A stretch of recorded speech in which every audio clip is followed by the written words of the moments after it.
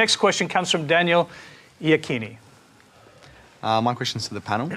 I'm a trained molecular biologist and I accept the obvious facts surrounding evolution, promote scientific advancement, I support marriage equality and I'm pro-choice.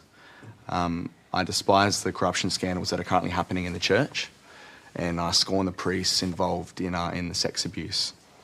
Yet I can still comfortably say that I believe in God and I think he would have very similar views on the matter.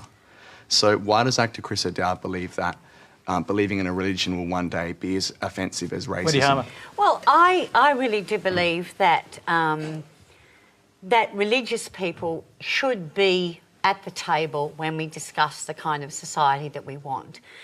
We have a commission of audit at the moment, which is apparently looking at the way we're going to structure our society, and these are economists.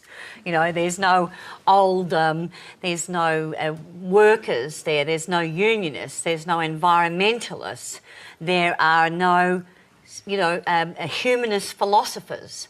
These are all the people that I would like to see, be dealt in when we really look at the sort of society that we want, rather than just a bunch of bean counters. So on that basis, I say yes, but I would also say to you that we, who are not believers, would very much hope that you would step up your work on interfaith dialogue so that we don't have all these religions fighting each other. And I think that that is the work that that most of us who are not believers would like to see believers do more of. I'll get you to respond to that, Miroslav. Go ahead. Yeah, I think that's right. I myself am involved in interfaith dialogue. I think it's a very important thing.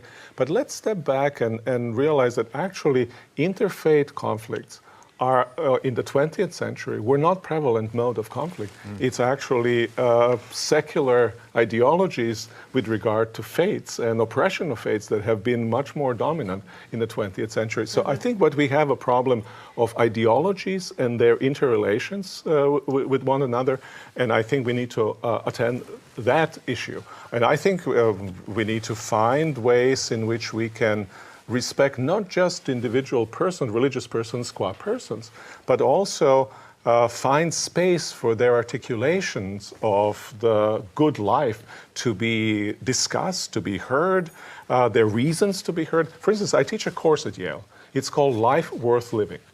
And that course at Yale is, we discuss six figures: Buddha, Moses, Jesus, Muhammad, John Stuart Mill, and Nietzsche.